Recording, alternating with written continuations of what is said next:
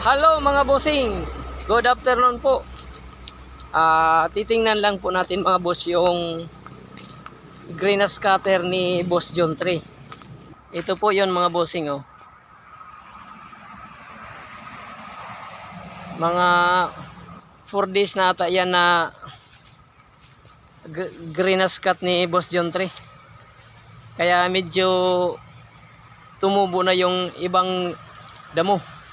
Ito naman yung greenhouse cutter niya kanina. Ito mga boss oh. Ayan. Hindi ko lang mga bossing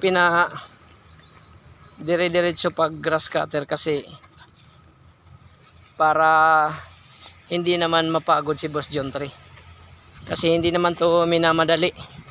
Siya araw mga isang buwan hindi to matima.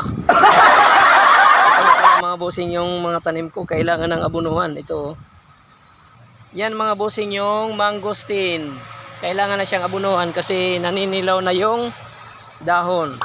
Nice. Meron din akong ano dito, guyabano.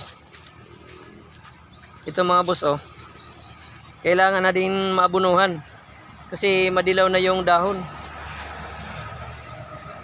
Mga ilang buwan na rin kasi ito na hindi naabunuhan. Ito mga boss oh.